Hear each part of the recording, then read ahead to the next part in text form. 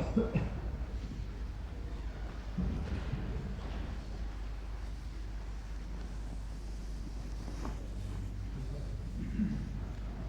علیکم ورحمۃ اللہ. آج تو یعنی وقت کے اوپر رابطہ ہو گیا تھا، وقت پر رابطہ ہو گیا. اعوذ باللہ من الشیطان الرجیم، بسم اللہ الرحمن الرحیم. وَإِنْ خِفْتُمْ أَلَّا تُقْسِطُوا فِي الْيَتَامَى فَانكِحُوا مَا طَابَ لَكُم مِّنَ النِّسَاءِ مَثْنَىٰ وَثُلَاثَ وَرُبَاعَ وَإِنْ خِفْتُمْ أَلَّا تَعْدِلُوا فَوَاحِدَةً أَوْ مَا مَلَكَتْ أَيْمَانُكُمْ ذَلِكَ أَدْنَىٰ أَلَّا تَعُولُوا. سورہ نساء آیت 4 اس پر 10 جاری ہے. اس کے تعلق میں یہ جو آخری حصہ ہے، اس میں میں نے یہ بیان کرنا تھا کہ جن لوگوں نے اسلام پر یہ الزام لگایا کہ شادی کے حکم کے نتیجے میں، بلکہ ایک سے زائد شادیوں کے حکم کے نتیجے میں ایسی بدکرداری پھیلی ہے اسلامی ممالک میں کہ اس کی کوئی نظیر نہیں ملتی. اس کے جواب کے طور پر سب سے پہلے تو میں ایک ایسی کتاب کا حوالہ دیتا ہوں جس پہ مختصر تبصرے کے بعد آگے بڑھ جاؤں گا، کیونکہ وہ بہت ہی مکروہ واقعات ہیں اور محض کسی انتقامی جذبے سے ان پر زیادہ گفتگو کرنا اچھا نہیں لگتا، کیونکہ وہ تعلق رکھتے ہیں عیسائی تعلیم سے. اس لیے تعلیم کے پر حملے کے جواب میں ضروری ہے کہ کچھ جوابی ذکر ضرور کیا جائے. دعویٰ یہ ہے کہ جیسا کہ ویری نے لکھا کہ اسلام نے جو تعدد ازدواج یا تعدد ازواج کا حکم دیا اور اس کے ساتھ لونڈی کی بھی اجازت دی، اس کے نتیجے میں اسلامی ممالک میں ایسی بدکرداری پھیلی ہے کہ تاریخ میں اس کی کوئی مثال دکھائی نہیں دیتی. اور دنیا کے پردے میں سب سے زیادہ گندے، بد اخلاق، بد کردار لوگ وہ ہیں جن پر اسلام نے حکومت کی ہے، خواہ وہ پھر مسلمان ہوں یا نہ ہوں، سب اس کے دائرے کے اندر آ جاتے ہیں. اس کے برعکس عیسائیت نے جو پاک تعلیم دی، جس کو وہ اچھالتے ہیں، وہ راہبانہ تعلیم ہے، جس کے نتیجے میں جہاں تک ممکن ہو کوئی شادی سے ہی پرہیز کرے اور راہبانہ زندگی بسر کرے، اور اس کے نتیجے میں پھر ننز کی انسٹیٹیوشن وجود میں آئی. ایسی عورتیں، راہبہ عورتیں جو قسم کھاتی ہیں کہ ہم کبھی بھی شادی نہیں کریں گی. کیا یہ فطری تعلیم ہے یا اسلامی تعلیم فطری تھی؟ یہ موازنہ ہے.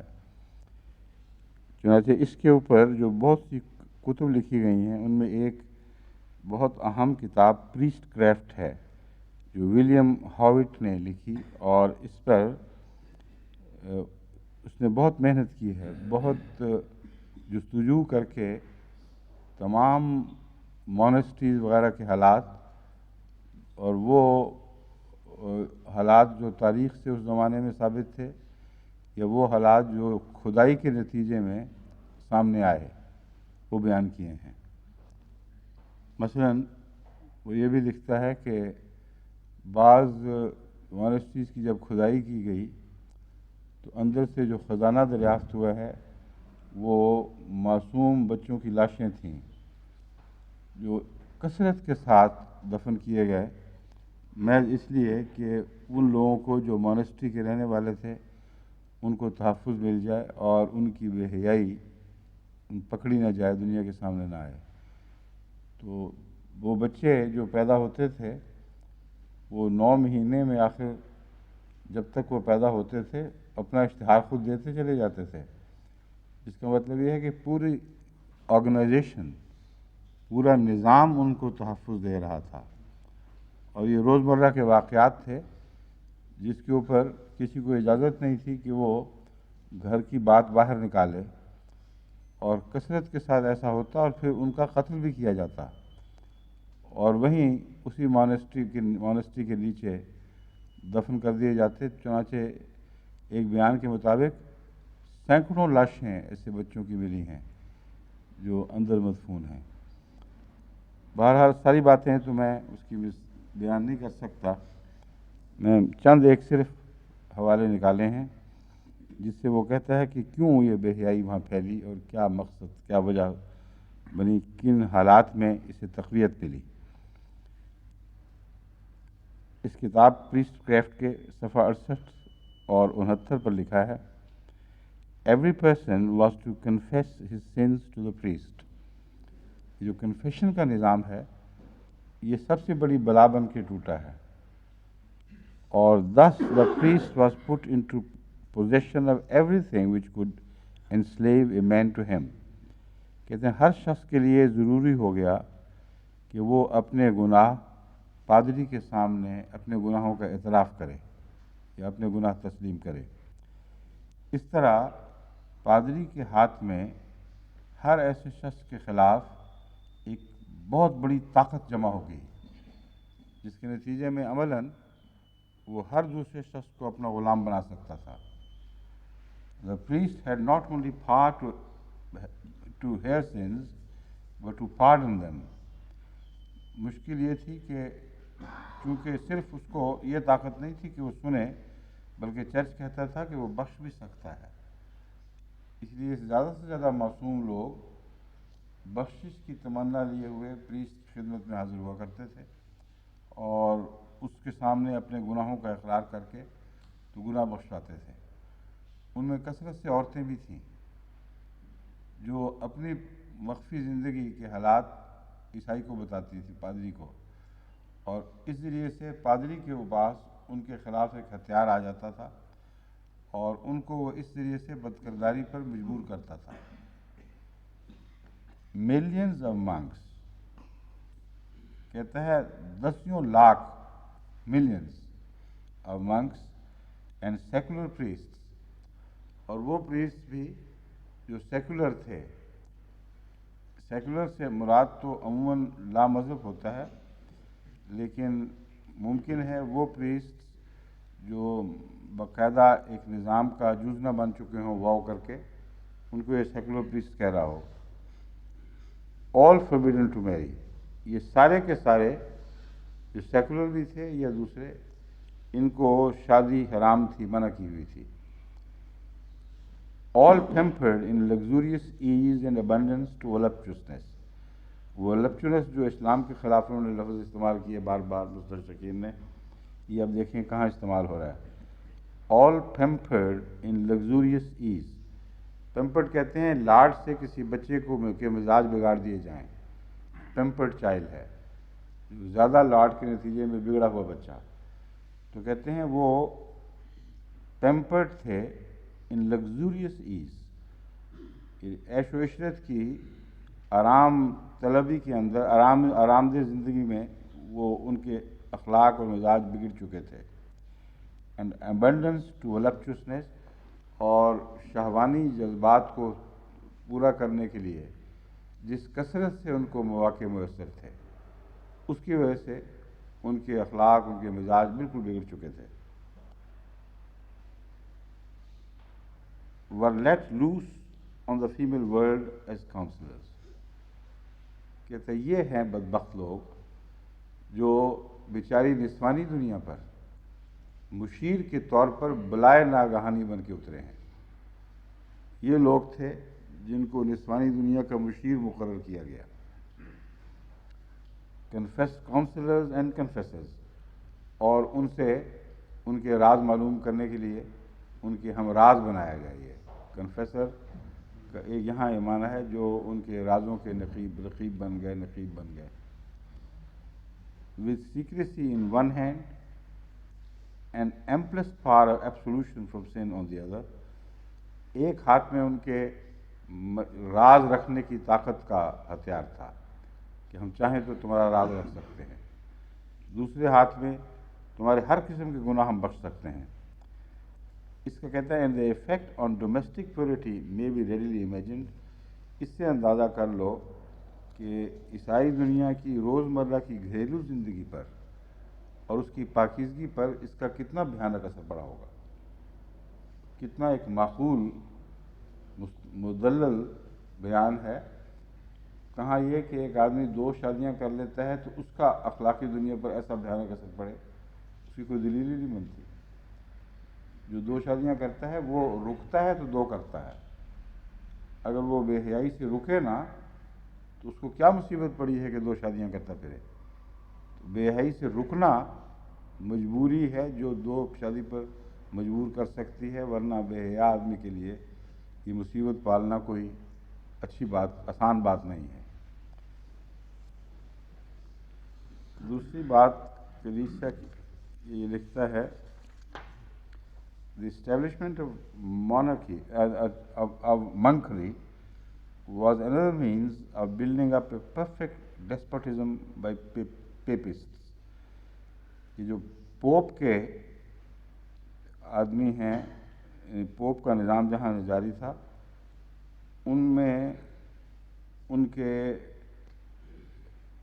غیر معمولی استبداد کو مستحکم کرنے کے لیے مونسٹریز نے بہت بڑا کام کیا ہے، انہوں نے اس کو اسٹیبلش کرنے میں بڑی مدد دی ہے۔ منکری سے مراد ہے جہاں منکس بنتے ہیں، وہ خاص قسم کے پادری جو منکس کے طور پر منکری میں رہتے تھے اور پھر ننز بھی رہا کرتی تھی وہاں۔ They as well as secular clergy were forbidden to marry. اس کے مقابل پر یہاں پھر سیکولر کلارجی کا لفظ استعمال کیا ہے۔ سیکولر کلارجی منکری کے مقابل پر کیا معنی ہے؟ آرڈینڈ اور ان آرڈینڈ، وہ سیکولر بھی آرڈینڈ ہی ہوتی ہے، ان کو بھی شادی کی اجازت نہیں، یہ چیک کرنا۔ And hence flowed a torrent of corruption throughout the world. کہتا ہے اس طرح تمام دنیا میں ایک بے حیائی کا سیلاب امٹ پڑنے کی راہ نکلائی۔ In the 3rd century they formed, says Mosheim, connections with those women who had made vows of chastity. 3ری صدی میں ان لوگوں نے ان عورتوں سے ازدواج، اپنے آوارگی کے تعلقات قائم کر لیے تھے جنہوں نے حلف اٹھائے تھے کہ وہ ہمیشہ کنواری رہیں گی۔ And it was an ordinary thing for an ecclesiastic to admit one of these fair saints to his bed, but still under the most solemn declarations that nothing passed contrary to the rules of chastity and virtue. کہتا ہے ان cents کا، یا یہ کہتے ہیں، ٹھہریں جس دوبارہ دیکھتا ہوں، and it was an ordinary thing for an ecclesiastic، ایک پادری کے لیے ایک معمول کی بات تھی، to admit one of these fair saints، ان خوبصورت اور اچھے نظر آنے والے سینٹس کو، جو عورتیں تھیں، اپنے بستر میں داخل کرنا ان کے لیے ایک روزمرہ کی معمول کی بات تھی، لیکن ایک شرط کے ساتھ، still under the most solemn declarations، اس یعنی باقاعدہ سالم ڈکلریشن کا مطلب ہے بقائمی ہوش و حواس، ایک اقرار صالح کیا جائے، یہ وہ اقرار صالح کیا کرتے تھے کہ nothing passed contrary to the rules of chastity and virtue، کہ چیسٹی، پاکیزگی اور عصمت کا جہاں تک تعلق ہے، ہمارے ان تعلقات کی وجہ سے ان پر ایک ذرہ بھی حرف نہیں آیا۔ یہ آپس کا ایک حلف اٹھا لیتے تھے، وہ اپنی جگہ قائم ہے، یہ رشتہ اپنی جگہ استوار۔ These holy concubines، یہ مقدس داشتائیں، اس نے بھی داشتاؤں پر زبان کھولی ہے۔ اب میں ان کے اپنے الفاظ میں بتا رہا ہوں آپ کو کہ دیکھیں کس طرح اسلام کے خلاف محض تعصب کی وجہ سے زبان درازی کی سزا خدا نے ان کو دی، کہ خود ان کے اپنے نیک دل اور صاف گو ہم مذہبوں نے ان کے اپنے ارادوں سے پردے اٹھا دیے، جس کی باہر کسی کو طاقت نہیں تھی کہ وہ کیسا کر سکتا۔ کہتا ہے ہولی کانکوبائنس، یہ نئی اصطلاح نکلی ہے، کہ یہ مقدس داشتائیں were called mulies sub introducta. یہ کوئی لیٹن لفظ لگ رہا ہے، مولیئرس اور مولیئرس sub introducta.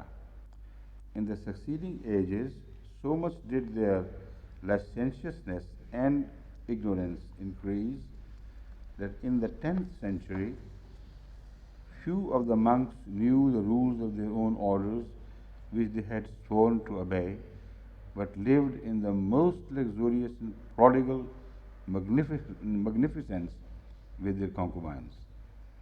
کہتے ہیں 3ری صدی سے شروع ہوا ہوگا قصہ، اور 10ویں تک پہنچتے پہنچتے تو یہ عالم ہو چکا تھا کہ شاذ و نادر ہی کوئی ایسا منک دکھائی دیتا ہوگا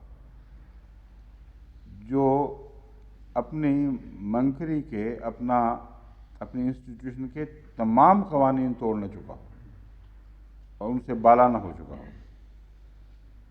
جن کے متعلق قسمیں کھائی ہوئی تھیں کہ ہم ان کو ضرور فالو کریں گے، but lived in the most luxurious and prodigal magnificence with their concubines.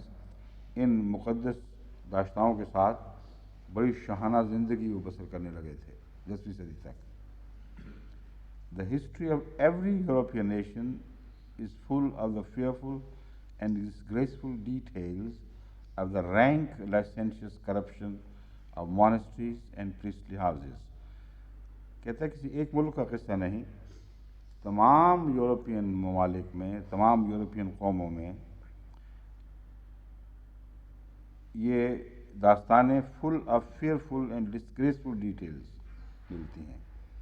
یہ کہانیاں جو نہایت ہی خوفناک اور سخت قابل شرم تفاصیل کے ساتھ ملتی ہیں. Of the rank licentious corruption, ایسی کرپشن کی اپنے آپ کو اجازت دینا، لائسنشیس جو ایسی کرپشن جو ہر چیز کی کھلی اجازت دے دیتی ہے، چھٹی دے دیتی ہے. رینک سے مطلب ہے ہر قسم کی ذلیل ترین انتہائی حد تک پہنچی ہوئی یا گری ہوئی حد سے زیادہ. Rank licentious corruption of monasteries and priestly houses, monasteries کی اور یہ جو پادریوں کے گھر تھے ان کے حالات کی یہ کہانیاں یورپ کے ہر ممالک میں ملتی ہیں. The disclosures made, as is well known by our commissioners، وہ جو رازوں سے پردے اٹھائے گئے ہیں معلوم طور پر ہمارے کمشنرز کے ذریعے جو مقرر کیے گئے تھے،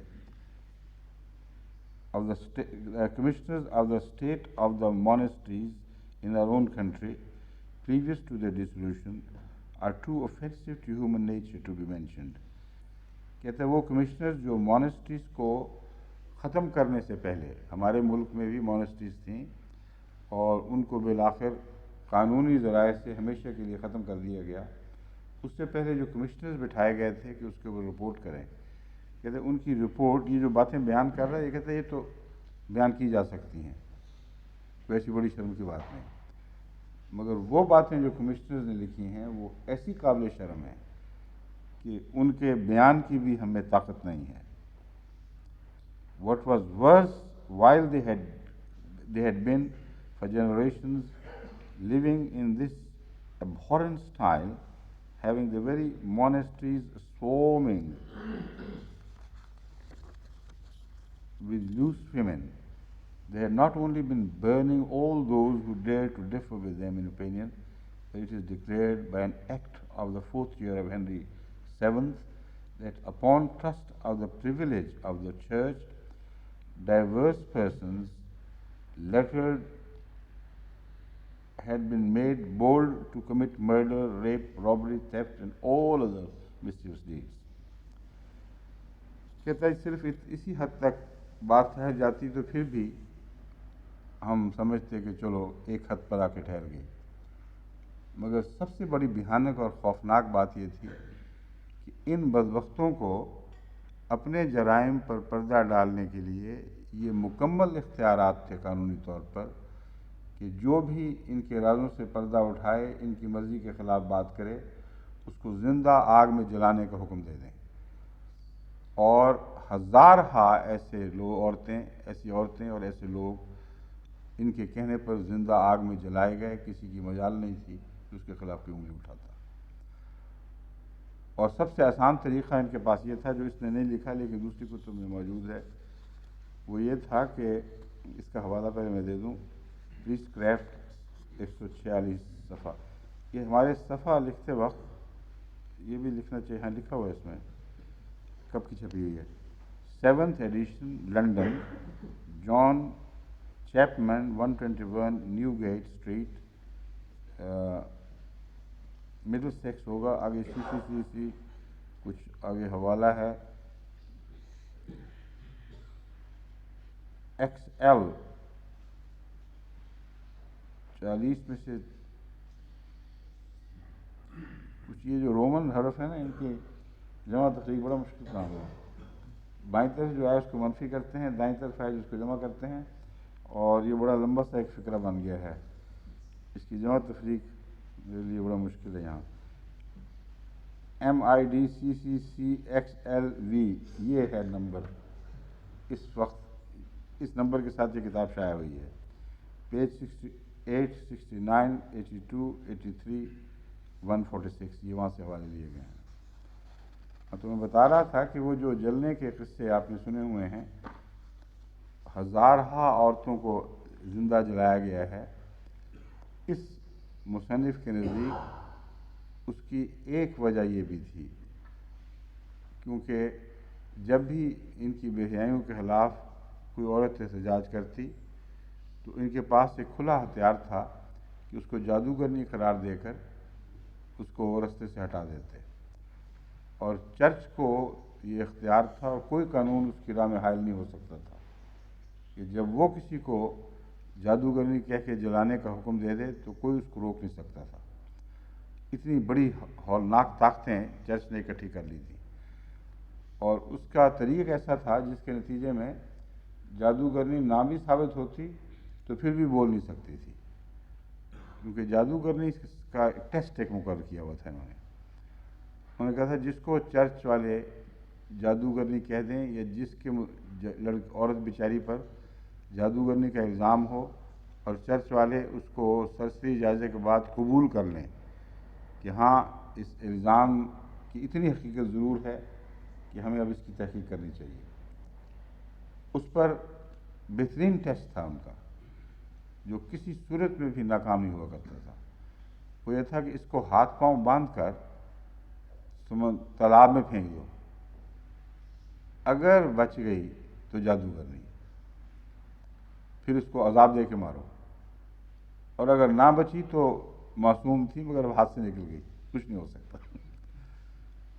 تو اس سے زیادہ اور کسی گواہی کی ضرورت ہی کوئی نہیں. اب جو عورت ان کے متعلق بات کرنے کی مجال سوچے بھی، وہ بھی اس انجام سے کس قدر خوف زدہ ہوگی، اس لیے اس کسی کا سوال ہی نہیں پیدا ہوتا تھا. اس کے باوجود کچھ تحقیقات ہوئیں، اور وہ آخر پر جو تحقیقات ہوئی ہیں یہ ان کا ذکر کر رہا ہے. جب عام باتیں ہو گئیں اور عوام الناس میں اس کے خلاف ایک سخت رد عمل اٹھا تو اس وقت کچھ کمشنرز مقرر ہوئے حکومت کی طرف سے، اور اس وقت تک چرچ کی طاقت کسی حد تک کمزور پڑ چکی تھی. پھر جب انہوں نے تحقیقات کی ہیں تو بہت ہی خوفناک حالات سے پردے اٹھائے ہیں. انگلستان میں بھی ایسی ہی تحقیق شائع ہوئی ہے. English monks and the suppression of the monasteries by Geoffrey Baskerville. یہ مصنف ہے باسکرویل، جافری باسکرویل. اس نے جو کچھ لکھا ہے وہ تفصیل میں یہاں جانے کی ضرورت نہیں. یہ باقاعدہ ایک کمیشن تھا حکومت کی طرف سے، اس کے نتیجے میں جو واقعات سامنے آئے ہیں یہ اس کی متعلق رپورٹنگ کر رہا ہے.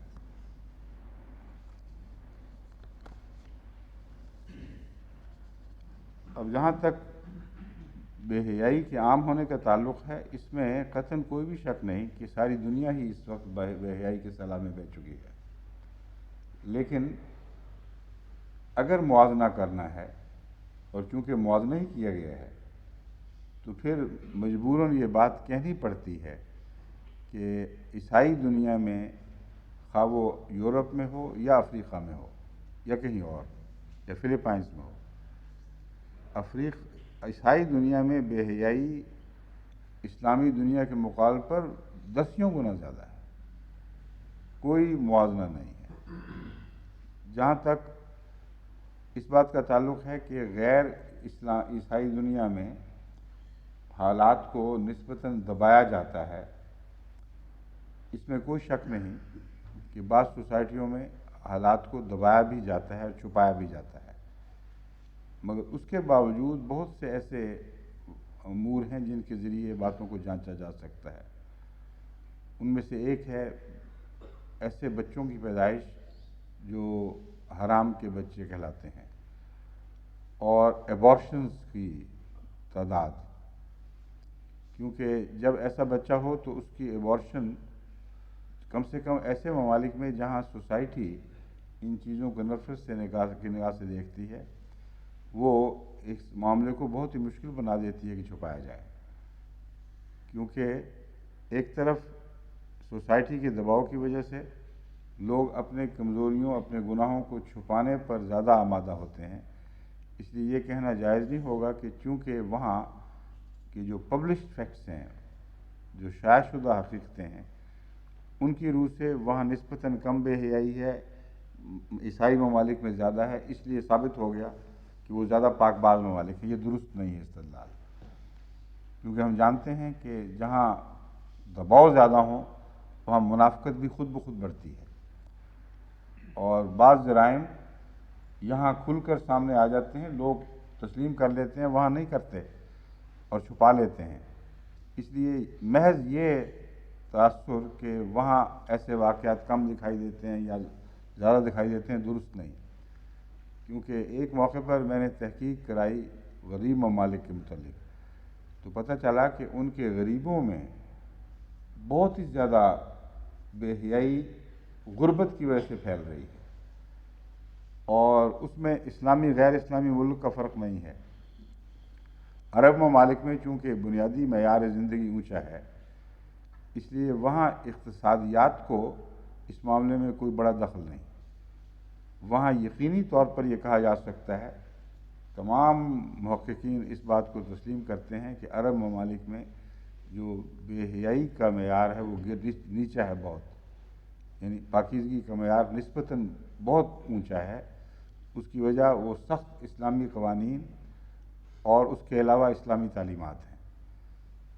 تو اگر کسی جگہ یقینی طور پر کہا جا سکتا ہے کہ بے حیائی کم ہے تو وہ عرب ممالک ہیں جہاں اسلامی قانون سختی کے ساتھ نافذ ہے۔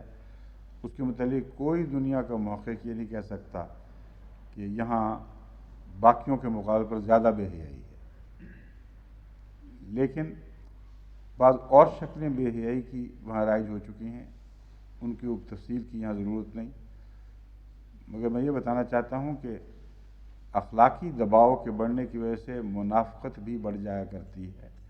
اس لیے محض اس وجہ سے کسی ملک کو پاک باز اور کسی ملک کو بے حیا کہنا جائز نہیں ہے۔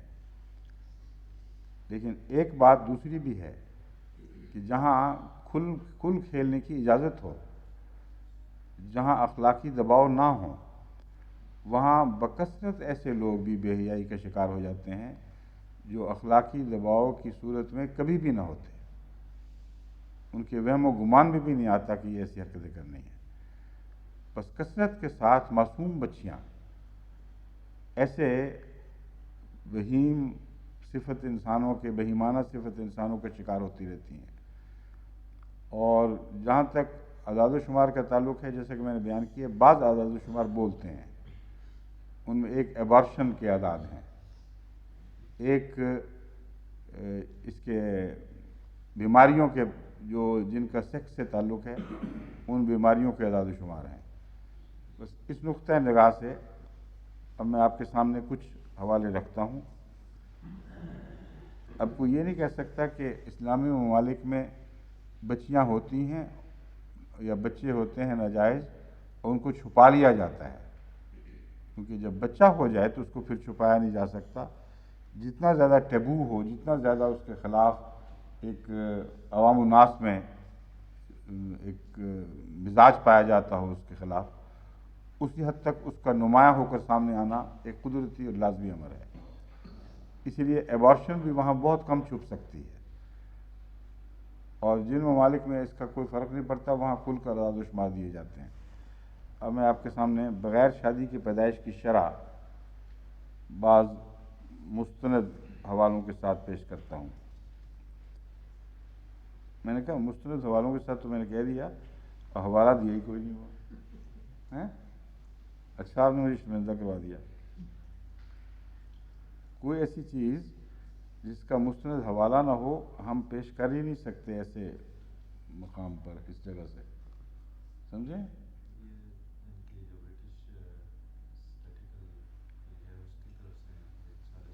یہ کہاں ہے وہ؟ انہوں نے اصل کتاب کا حوالہ دیا، نام لیا ہے. یہ ہے میرے سامنے، برٹش جو national society for prevention of cruelty to children, یہ ہے.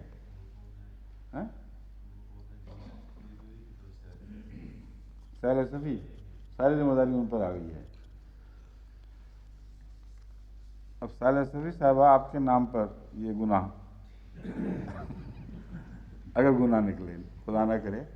سیل صفی بہت پختہ مزاج کی ہیں، لائبریرین ہیں، ایکسپرٹ، وہ کبھی بھی غلط بات نہیں کہہ سکتے. ان سے میں نے درخواست کی تھی کہ مستند کتب اور مستند رسائل جن کی گواہی تسلیم شدہ ہو یا جن کا وقار ہو اس دنیا میں، ان سے حوالے دیں. اگر یہ سالیہ صفی کی طرف سے آئے ہیں تو یہی کافی سند ہے. ٹھیک ہے نا؟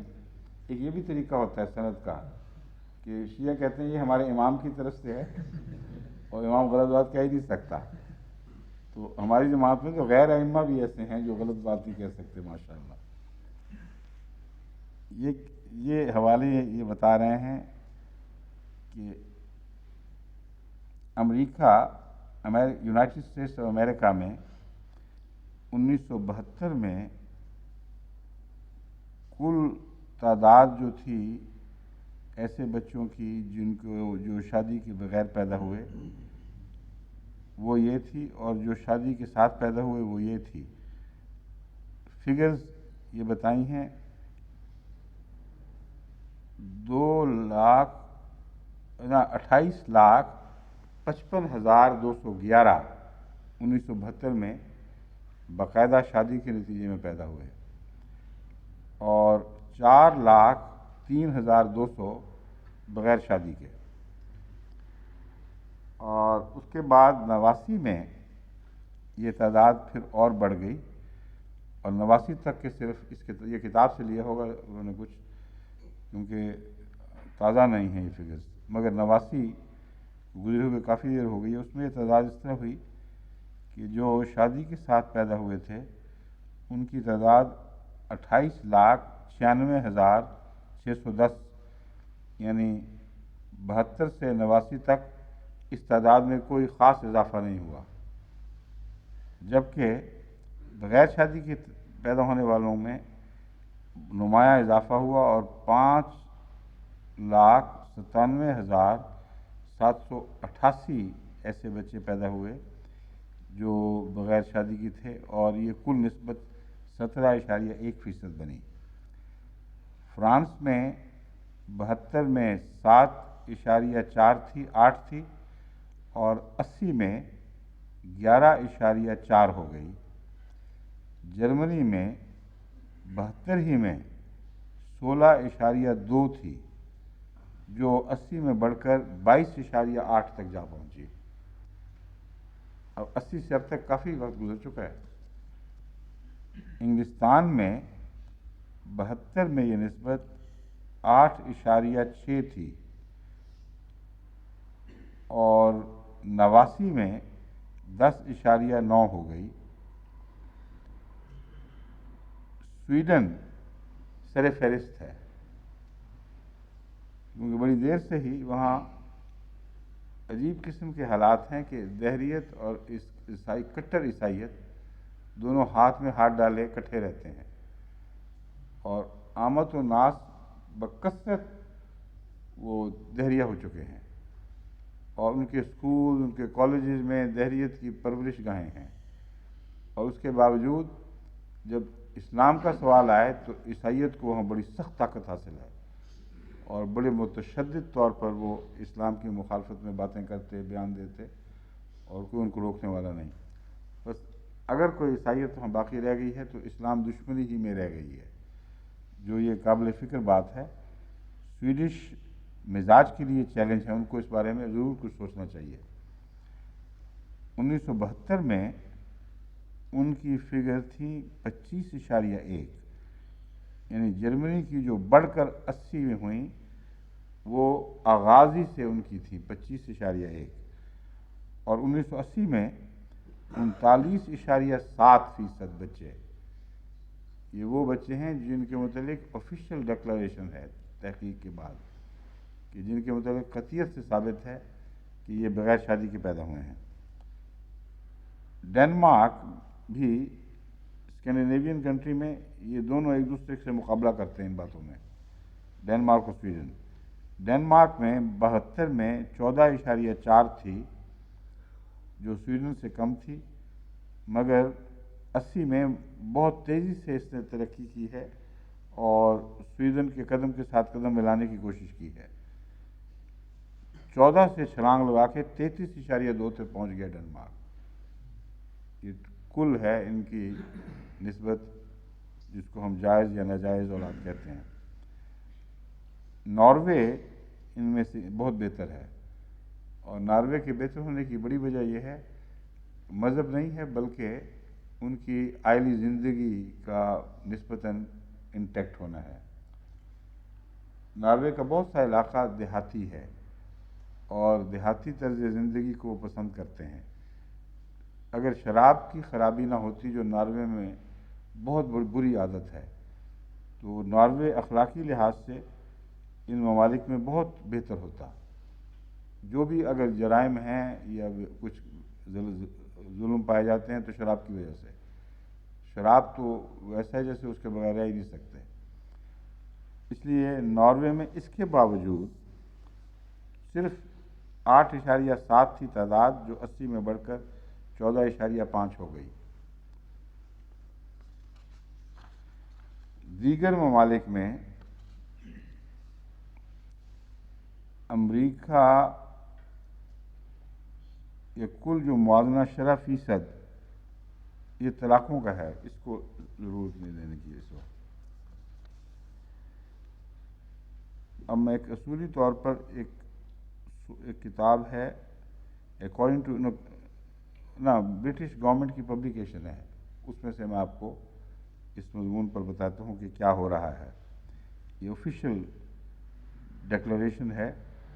According to the British government's yearly publication, Social Trends 25, published 1995 HMSO, یہ تازہ حوالہ ہے. The increasing number of conceptions outside marriage has led to a big increase in the proportion of births outside marriage. Over the past 30 years, the percentage of births outside marriage has increased from about 1 in 20 to almost 1 in 3 in 1993. بہت ہی خوفناک حال ہے. اللہ رحم کرے اس ملک پہ. اس کے خلاف باقاعدہ یہاں کے ایم ایوں کو اپنے اپنے ماحول میں ایک جہاد شروع کرنا چاہیے، حیاداری کی طرف واپس آؤ. یہ دیکھیں، یہ کہتا ہے کہ کنسپشنز جو حمل ٹھہرے ہیں شادی کے بغیر، اس کی تعداد بڑھتی چلی جا رہی ہے، اور جو گرائے گئے ہیں وہ تو گرائے گئے، ان کا کوئی ریکارڈ نہیں، مگر جو بچے گرائے جانے کے بعد بچ رہے اور پیدا ہوئے، ان کی نسبت کہتا ہے اب 93 میں بڑھ کر، پہلے یہ ہوتی تھی 30 سال پہلے کی جو آزاد ہیں ان کے مقابل پر، جب پہلے 20 میں سے ایک بچہ، 20 پیدائشوں میں سے صرف ایک بچہ غیر قانونی طور پر پیدا ہوتا تھا، اب ہر 3 میں سے ایک بچہ غیر قانونی طور پر پیدا ہو رہا ہے. اور یہ وہ ہیں جو تسلیم شدہ حقائق ہیں، کیونکہ یہاں ایک اور پہلو بھی ہے، یہ جو اعداد و شمار ہیں یہ پھر دھوکہ بھی دے سکتے ہیں۔ ایسے ممالک جہاں بے حیائی تو ہے مگر شادی نے پردے ڈالے ہوئے ہیں، وہاں بہت کم لوگ ہیں جو اقرار کریں کہ یہ بچہ تو میرے خاوند کے ذریعے نہیں بلکہ دوسرے شخص کے ذریعے ہے۔ یہ جو رجحان ہے یہ آزاد ممالک میں بھی پایا جاتا ہے۔ جب تک کوئی باقاعدہ تحقیق سوال کر کے اس بات کو اچھالے نہیں، اس وقت تک عام طور پر یہی سمجھا جاتا ہے کہ جس خاوند کی بیوی کا بچہ ہے وہ اسی خاوند کا بچہ ہوگا، لیکن یہ جو بے حیائی ہے اس کا تیسری دنیا کے ممالک میں پتہ کرنا بہت مشکل ہے۔ اگر ہے تو اور ضرور ہوگی، جیسا کہ آج کل بدکرداری پھیل رہی ہے، وہ پکڑی نہیں جا سکتی۔ وہاں تحقیقی ٹیمیں بھی کام کریں گی نا، تو جس گھر میں جائیں گی وہ جوتیاں مار کے نکال دیں گے وہاں سے، خبردار تم ہوتے کون ہو ہم پر الزام لگانے والے یا پوچھنے والے۔ یہاں یہ بات نہیں ہے، یہ ایک شرافت، ایک پہلو سے بڑی بھاری شرافت ہے کہ سچائی کے معاملے میں تعاون کرنے والے لوگ ہیں۔ اگر چھپائیں گے بھی تو کہیں گے جاؤ ہم کچھ کہنے کے لیے تیار نہیں، ورنہ بعض دفعہ مان جاتے ہیں کہ ہاں یہ بات ہوئی ہے۔ اس لیے جہاں ایک طرف ایک قسم کی برائی ہے وہاں دوسری طرف دوسری قسم کی برائی ہے۔ وہاں معاشرتی دباؤ نے بعض برائیوں کو کم تو کیا ہے لیکن بعض برائیوں کو بڑھا بھی دیا ہے، اور وہ ہے سچ اور جھوٹ کا توازن۔ ایسی جگہ جہاں غیر معمولی سختی کی جائے اور اخلاق کو بہتر بنانے پر زور دینے کی بجائے بد اخلاقی جہاں ظاہر ہو اس کو تیز سزائیں دینے کا رجحان ہو، وہاں لازماً جھوٹ بڑھے گا۔ اور یہ واقعہ ہے کہ تیسری دنیا میں عموماً اور بعض اسلامی ممالک میں یہ بات عام ہو چکی ہے کہ وہ جھوٹ بول کے اپنی عزت بچانے میں ذرا بھی باک محسوس نہیں کرتے۔ جہاں اخلاقی قدروں کو بحال رکھنے اور قائم رکھنے کے لیے کوشش نہ کی جا رہی ہو مگر ساتھ ہی ان کے نتائج پر غیر معمولی سختی نہ کی جائے، وہاں سچ پنپتا رہتا ہے، کیونکہ سچ کو ڈرنے کی ضرورت نہیں ہے۔ اس لیے یہ ایک ضمنی فائدہ ان لوگوں کو ہو گیا ہے کہ کھلے ہونے کی وجہ سے ان کے ہاں سچائی پرورش پا رہی ہے، جو اگر ایک ایسے معیار تک پہنچ جائے کہ وہ قوم کا کردار بن جائے تو بہت سی دوسری چیزوں میں بڑے فائدے پہنچا سکتی ہے۔ یہ لوگ اگر اسلام کو قبول کر کے سچائی کی طرف لوٹیں گے، اچھی قدروں کی طرف لوٹیں گے، تو آپ یقین کے ساتھ کہہ سکتے ہیں کہ یہ ایک نمونہ ہے، واقعتاً یہ لوگ پاک باز ہوئے ہیں، جبکہ بعض دوسرے ممالک میں بدقسمتی سے اس یقین اور تحدی سے دعویٰ نہیں کیا جا سکتا۔ بہرحال یہ جو افسوسناک کوائف ہمارے سامنے آئے ہیں، میں آپ کے سامنے اس لیے رکھ رہا ہوں کہ وہ تاثر جو دیا گیا تھا کہ مسلمان ممالک میں بے حیائی سب دنیا میں سب سے بڑھ گئی، بالکل جھوٹ اور بے بنیاد ہے۔ آج جبکہ حد سے زیادہ معاملہ گر چکا ہے، آج بھی ان سب باتوں کے باوجود جو میں آپ کو بتا رہا ہوں کہ منافقت ہے، جھوٹ ہے، پھر بھی قطعیت کے ساتھ کہا جا سکتا ہے کہ وہاں بے حیائی یہاں کی نسبت بہت کم ہے۔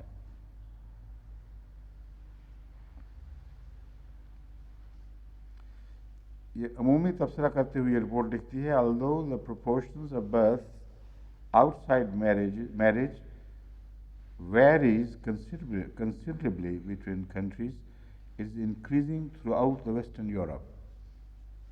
The United Kingdom had a relatively high proportion of births outside marriage at 31% in 1992, but the rate is higher still in Denmark and France at 46 and 33. اب ڈنمارک میں بتایا تھا بڑی تیزی سے آگے بڑھ رہے مقابلے میں، 46 پہ پہنچ گیا ہے، 33 پہ پہنچا تھا، جبکہ سویڈن ابھی 37 پہ تھا، تو کوئی پتہ نہیں کیا وہ سویڈن کو بھی پیچھے چھوڑ گیا ہو۔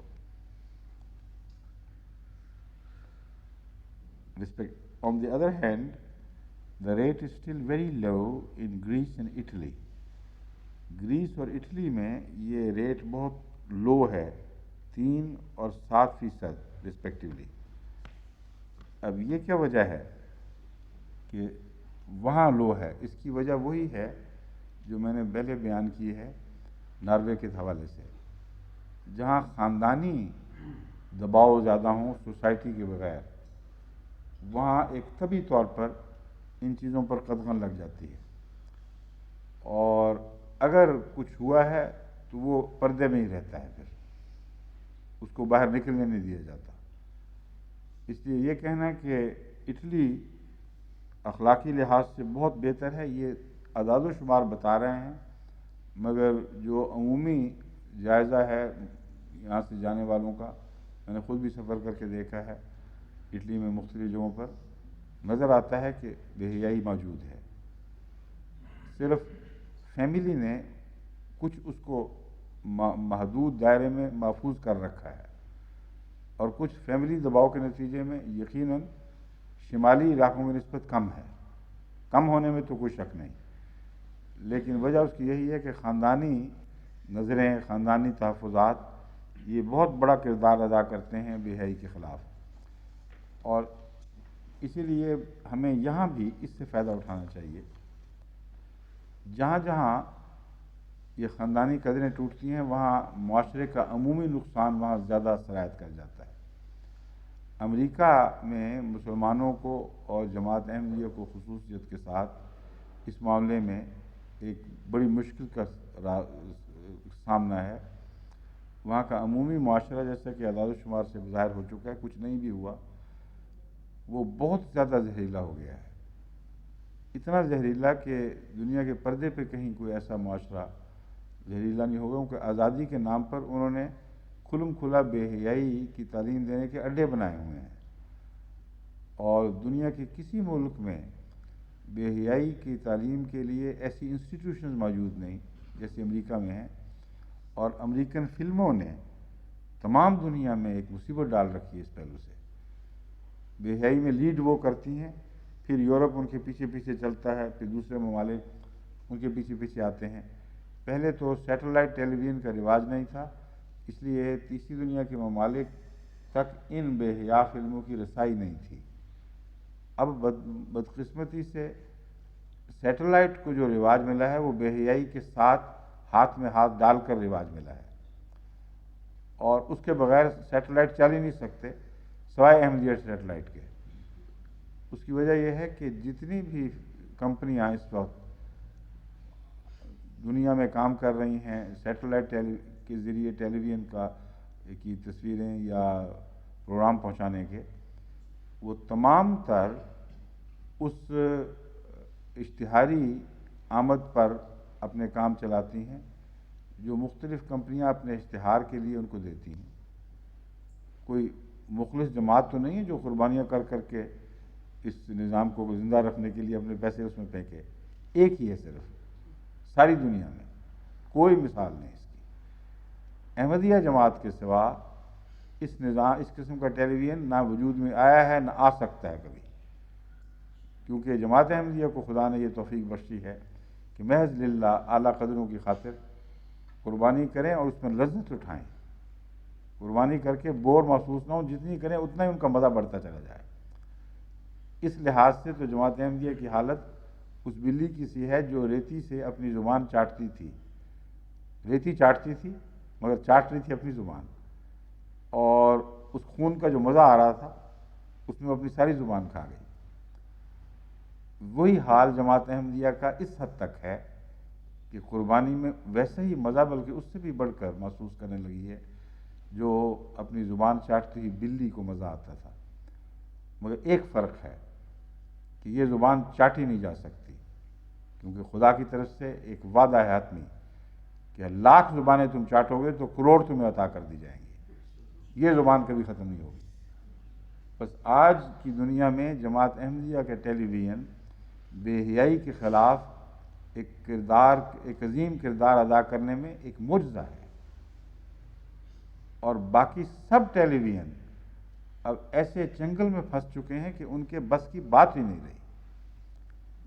میری مختلف ٹیلی ویژن کے نمائندوں سے جو یہاں ہمارے کاموں کے سلسلے میں کئی دفعہ آتے رہے چوٹی کے، ان سے بات ہوئی ہے، وہ صاف اقرار کرتے ہیں کہ نہیں، یہ جو آپ کی ٹیلی ویژن ہے یہ کسی کے بس میں ہے ہی نہیں دنیا میں. کیونکہ ہم کمپنیاں ہیں، اشتہاری کمپنیاں ہیں، ہم اگر نیک ٹیلی ویژن بنائیں گے تو ٹیلی ویژن بند ہو جائے گی.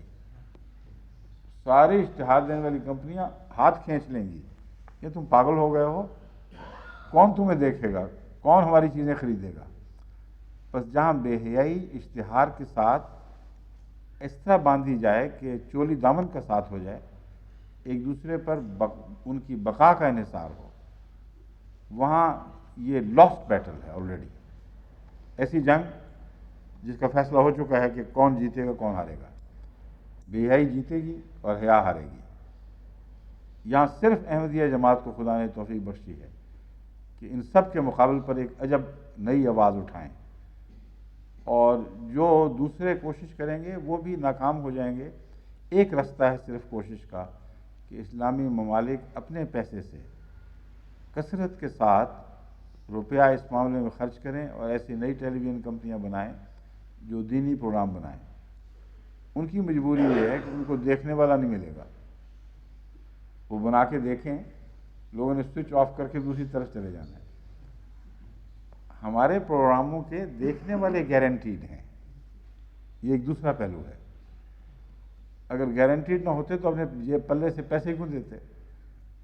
ان کا اپنے پلے سے پیسے دینا بتا رہا ہے کہ ان کو اتنا عشق ہے نیکی کے پروگراموں سے کہ اپنے پلے سے دیتے بھی ہیں تو پھر دیکھنے کے لیے دیتے ہیں نا. اس لیے وہ سارے خاندان، ان کے بچے چھوٹے بڑے سارے اپنی آنکھیں ٹیلی ویژن سے پیوستہ کر کے بیٹھ جاتے ہیں. اور اس کا ان کو جس طرح دنیا کو ڈرگ ایڈکشن ہے، اب آج کل احمدی دنیا میں ایم ٹی ایڈکشن ہو رہی ہے، اور اللہ کے فضل سے اچھی ایڈکشن ہے.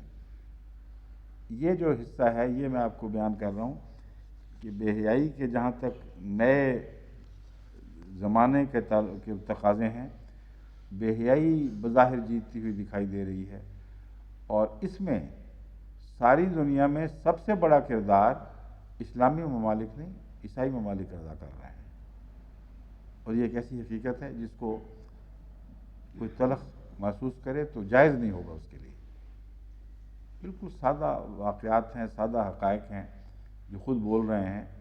جوں سیٹلائٹ ٹیلی ویژن کا نظام بڑھ رہا ہے، رواج بڑھ رہا ہے، ساتھ ساتھ اسی طرح بے حیائی کی تصویریں بھی عام ہوتی جا رہی ہیں. اور چونکہ بے حیائی کے سہارے چل رہے ہیں وہ نظام، اسی لیے وہ عرف مقبول بھی ہیں. بے حیائی نکال لیں گے تو ان کی عمارتیں دھڑام سے نیچے جا پڑیں گی. اس کے باوجود جو ہمارے حق میں شرافت اور حیاداری کے حق میں جو خدا تعالیٰ نے قدرت کے ذریعے قدرتی طور پر انسانی فطرت میں کچھ رجحانات رکھے ہیں، وہ اپنا اثر دکھانے لگے ہیں. بہت سے ممالک میں اس رجحان کو تسلیم کرتے ہوئے کہ اکثر ٹیلی ویژن کو منسلک کیا جاتا ہے سیٹلائٹس وغیرہ کے ذریعے اس مقصد سے کہ ذرا گندی اور بے حیا فلمیں دیکھیں گے.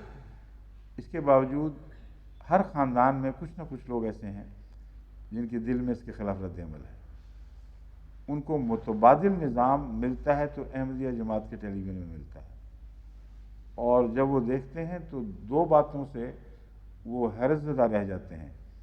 ایک تو یہ کہ صاف پاک کوئی بے حیائی کی بات نہیں، اس کے برعکس کوششیں ہیں. دوسرے یہ کہ مذہبی ہونے کے باوجود دلچسپ ہیں اور دل اور دماغ کو پکڑ لیتے ہیں. اس پہلو سے کوئی دوسری مسلمان ریاست بھی احمدیت کا مقابلہ نہیں کر سکتی. ایک یہ بھی وجہ ہے کہ دلچسپ پروگرام دینے ان کے بس کی بات نہیں، کیونکہ جب وہ مذہبی بات کریں گے تو میڈیول علماء کی طرف جائیں گے جو رسول اللہ صلی اللہ علیہ وسلم تک پہنچتے ہی نہیں. وہ بیچ کے دلدل میں پھنس جاتے ہیں جو تاریکیوں کا دلدل تھا. وہ وسطی دور جس میں فقہاء کی حکومت تھی اور سخت فتوے دینے والوں کا دور تھا، ان کی راجدھانی تھی، جس طرح پریسٹ ہوڈ کا ایک دور نظر آتا ہے جو میں نے آپ کو دکھایا ہے.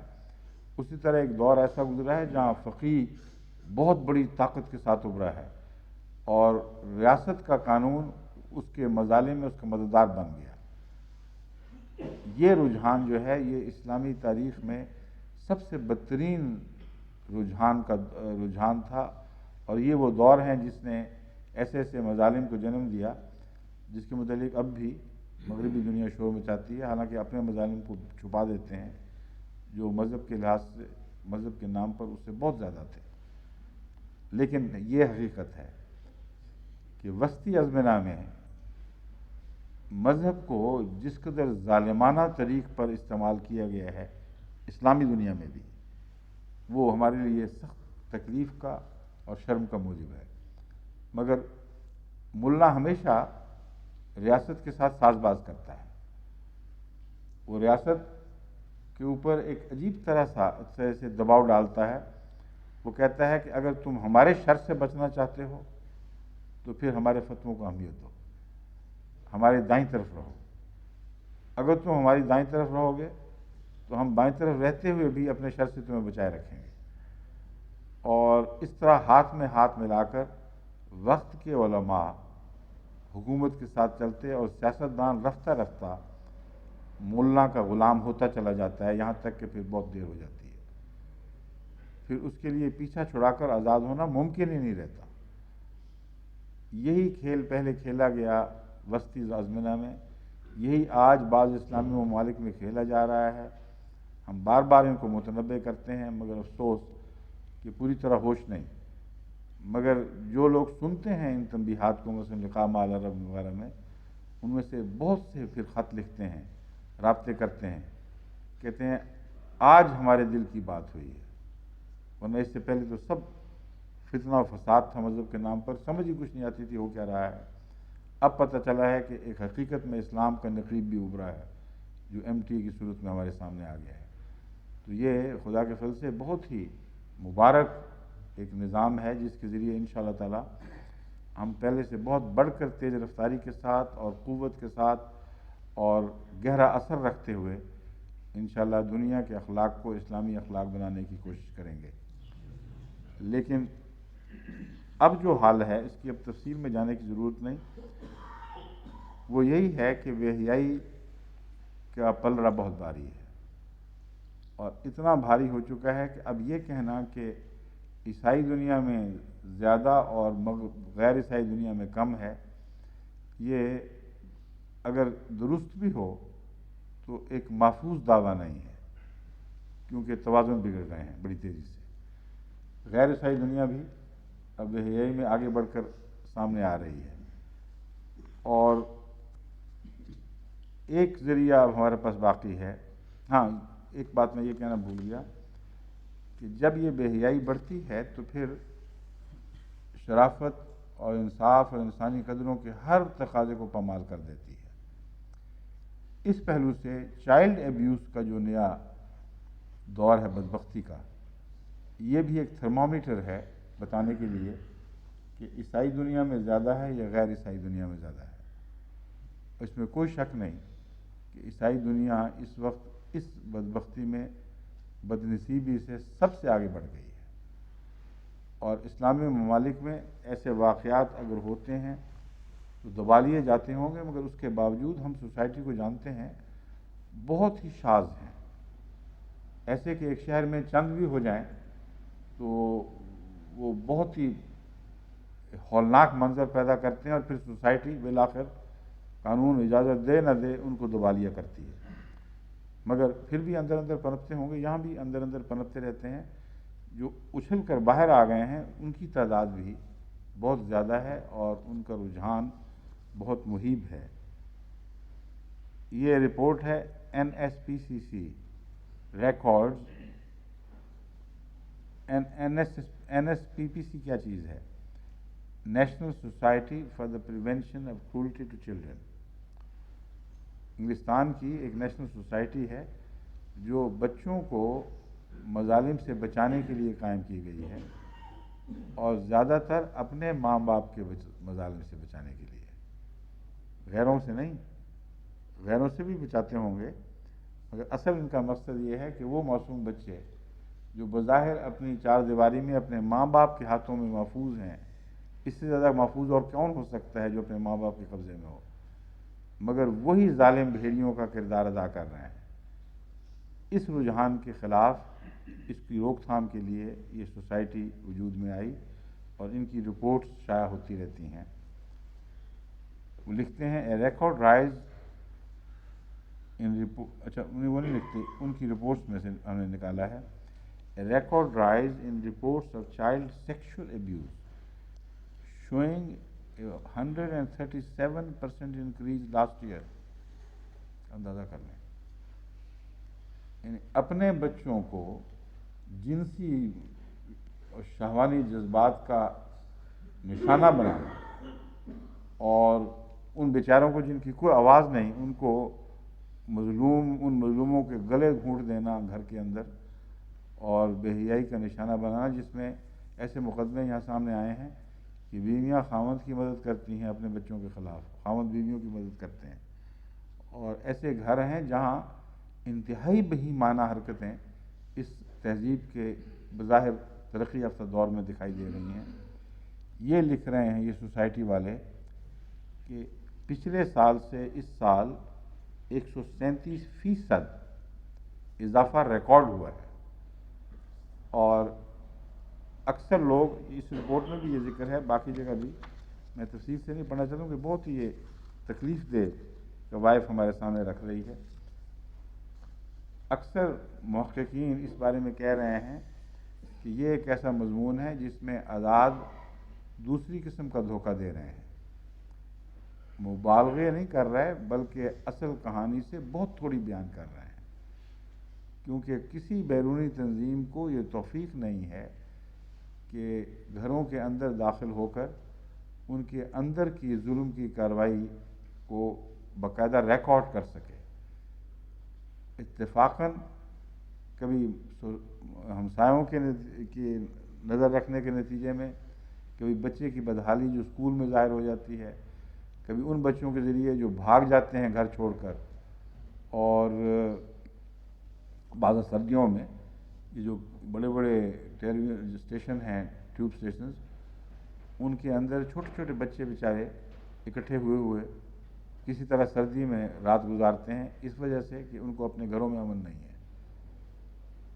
ایسے ظلم کے واقعات زیادہ ہیں بہت جو اعداد و شمار دکھا رہے ہیں۔ تو یہ ہے سزا اس ظلم کی، جو ایک یہ بھی وجہ ہے جو اسلام کے خلاف ان کی صدیوں نے توڑے ہیں۔ ایک کے بعد دوسرا پادری اٹھتا تھا اور جھوٹے ناجائز حملے حضرت رسول اللہ صلی اللہ علیہ وسلم کی ذات پر بے حیائی کے ساتھ کرتا رہا ہے، کوئی روکنے والا نہیں تھا۔ اب خدا نے دکھا دیا ہے، اس تقدیر، خدا کی تقدیر نے، جو اپنے معصوم بندوں کی حفاظت کے لیے پھر للکارتی ہے اور ایک کارروائی کرتی ہے کہ وہ ساری بھڑکیاں، سب بکواس، جھوٹ جو محمد رسول اللہ صلی اللہ علیہ وسلم کے خلاف بہتان کے طور پر باندھا گیا تھا، اسلامی سوسائٹی کے خلاف بہتان کے طور پر باندھا گیا تھا، وہ اب ان کی گلیوں میں بول رہے ہیں، ان کے گھروں میں بول رہا ہے، اور بسا اوقات اس کی آواز سنائی نہیں دیتی کیونکہ اس کے گلے گھونٹے جا رہے ہیں۔ بس یہ کسی فخر کے اظہار کے طور پر نہیں، کیونکہ یہ فخر والی بات ہی نہیں ہے، بلکہ اس فکر کے اظہار کے طور پر کہ یہ باتیں جن رجحانات کا طبی تقاضا تھیں، وہ رجحانات ہمارے ملکوں میں بھی پھیل رہے ہیں۔ اس انجام کو پہنچو گے تم اگر تم نے ہاتھ نہ روکے اور قدم نہ روکے، اور جس بے حیائی کے ساتھ گھروں میں اب اڈے بن گئے ہیں فلمیں دیکھنے کے، بلو فلم اور دس اینڈ دیٹ، وہ جو اڈے ہیں وہ اپنے بد اثرات، زہریلے اثرات ضرور چھوڑیں گے۔ تو یہ میں صرف ایک تفاخر کے طور پر نعوذ باللہ من ذالک ہرگز بیان نہیں کر رہا، ایک تنبیہ کے طور پر کر رہا ہوں کہ جب یہ حالات ہو جائیں جہاں مذہب بھی منافقت کا ذریعہ بن جائے، وہاں پھر یہ چیزیں ہوا کرتی ہیں۔ ایک اور چیز یہ بھی ہے کہ یہ سب کچھ ہو تو کیا قانون قدرت خاموش رہتا ہے اور خاموشی سے ان چیزوں کو آگے بڑھنے دیتا ہے؟ یہ درست نہیں ہے۔ اور جو قانون قدرت کارروائی کرتا ہے وہ خود سب سے زیادہ قطعی ذریعہ بن جاتی ہے یہ معلوم کرنے کا کہ کس ملک میں کیا ہو رہا ہے۔ مثلا اپنی بے حیائیوں کو تو بعض سوسائٹیاں چھپا لیں گی، بعض خاندان چھپا لیں گے، مگر اپنی بیماریوں کو نہیں چھپا سکتے۔ وہ بولتی ہیں، وہ کھل کر باہر نکلتی ہیں، ان کی اموات، ان کی موت کی طرزیں بولتی ہیں اور بتاتی ہیں کہ اس کے پس منظر میں کیا کچھ ہوتا رہا ہے۔ اس لیے سب سے آخر پر میں یہ تنبیہ کرنا چاہتا ہوں سب دنیا کو کہ حقیقت میں اگر امن ہے تو اسلامی قدروں میں ہے، اسلامی اخلاق میں ہے۔ اگر یہ قدریں کسی اسلامی ملک میں نہیں رہیں، اس وجہ سے بے حیائی ہوئی ہے، تو اسلامی ممالک بھی ذمہ دار ہیں اور ان کو بھی خدا کے حضور جواب دینا ہوگا۔ لیکن اگر انہوں نے کسی دنیا میں کسی ملک میں واقعتاً اپنے مستقبل کے آنے والی نسلوں کے لیے امن کا کچھ حصہ باقی چھوڑنا ہے، تو ان کے لیے لازم ہے کہ وہ اسلامی قدروں کی طرف لوٹیں، اور خصوصیت سے جنسی بے راہ روی کا جہاں تک تعلق ہے، اس کا علاج اسلامی تعلیم ہی میں ہے۔ اسلامی تعلیم بے حیا نہیں بناتی، بلکہ بے حیائی کے خلاف سب سے بڑی روک بلکہ سد سکندری کھڑی کرتی ہے۔ اس تعلیم پر اگر عمل ہو تو اللہ کے فضل کے ساتھ سوسائٹی اب بھی بچ سکتی ہے۔ اب ایڈز ہے جو قانون قدرت کے ذریعے سزا کے طور پر وارد کی گئی ہے۔ اس سے پہلے اور بھی تھیں بیماریاں جنہوں نے ایک لمبے عرصے تک ایسے بے راہ رووں کو سزائیں دیں جن کا جنسی بے راہ روی سے تعلق تھا، مگر وہ دور اپنے پورے کر چکی ہیں۔ اب پھر بعض واپس بھی آ جاتی ہیں، مگر اب وہ چھوٹی چھوٹی چیزیں دکھائی دے رہی ہیں۔ ایڈز اس کے مقابلے پر ایک بہت بڑی بلا ہے جو ان کے سارے ذرائع اختیار کرنے کے باوجود رک نہیں رہی، آگے بڑھ رہی ہے۔ جب شروع میں ایڈز کے قصے چلے تھے تو ٹیلی ویژنز میں یہ بار بار تنبیہیں کرتے تھے کہ ایک ہی علاج ہے کہ تم شریف ہو جاؤ اور کوئی علاج نہیں۔ پھر وہ دور آ گیا کہ نہیں، شریف ہونے کی ضرورت نہیں، احتیاطی تدابیر اختیار کر لو، کیونکہ شرافت کی طرف لوٹ نہیں رہے تھے، آواز کے ہی کان پہ اثر ڈالتی ہی نہیں تھی، تو اچھا پھر احتیاطی تدابیر اختیار کر لو۔ اب کہتے ہیں احتیاطی تدابیر اختیار کرتے تو ہو، مگر اب ہم کیا کریں، پھر بھی پھیل رہی ہے، کیونکہ احتیاطی تدابیر میں حادثاتی واقعات بھی تو گزرتے رہتے ہیں، اور کہاں تک انسان جو نفس کا غلام ہو چکا ہو احتیاطی تدابیر اختیار کر کے اپنی لذتوں میں کدورت پیدا کرے، کیونکہ احتیاطی تدابیر کچھ قیمت مانگتی ہیں، پیسوں کی صورت میں نہیں، بلکہ جن لذتوں کی اندھا دھند تقلید ہو رہی ہے ان کے اندر کچھ کمی پیدا کر کے وہ تدابیر بعض دفعہ اپنے طور پر سزا بن جاتی ہیں۔ مثلا عورتیں ہیں جو پریونٹیوز اختیار کر لیتی ہیں، رحموں کے اوپر، منہوں کے اوپر چیزیں باندھ لیتی ہیں، اور بہت سے ایسے معاملات ہومیوپیتھی کے دوران میرے سامنے آئے ہیں جس سے ثابت ہوا کہ یوٹرس کی گردن کا کینسر اس کی وجہ سے ان لوگوں میں زیادہ ہے جو یہ ٹوپیاں پہنتی ہیں بنسبت ان کے جن میں یہ رواج نہیں، جو اس سے بچتی ہیں۔ چنانچہ میرے علم میں جب کوئی آئے تو میں بڑی جہاں تک ممکن ہے سختی سے سمجھاتا ہوں کہ ایسا کام نہ کرو، کیونکہ گناہ تو نہیں ہوگا، کیونکہ ڈاکٹر تمہیں کہتا ہے کہ تم بچہ نہ جنو، بے شک، لیکن گناہ نہیں، پھر بھی اپنی ذات کے لیے نقصان دہ ہے۔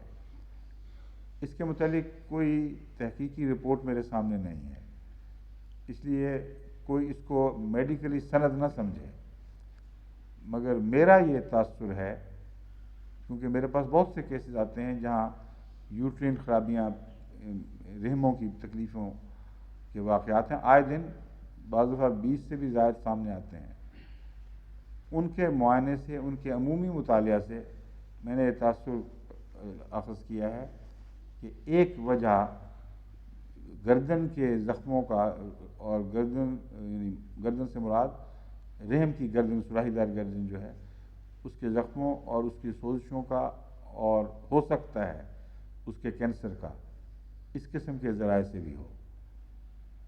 لیکن جب پھر میں اب وارننگ دے رہا ہوں کہ یہ میرا تاثر کسی تحقیقی رپورٹ کی بنا پر نہیں ہے. ہاں ہو سکتا ہے آئندہ کوئی رپورٹ ایسی شائع ہو جو اس کو تقویت دے، مگر احتیاط بہرحال بہتر ہے، اس سے بچنا چاہیے. بس یہ میں مثال دے رہا ہوں. اس طرح کے ذرائع اکثر بعض تو مجبوری میں کرتے ہیں جیسا کہ میں نے بیان کیا ہے، اور ڈاکٹروں کا مشورہ ہے کہ تمہیں بچہ نہیں کرنا چاہیے.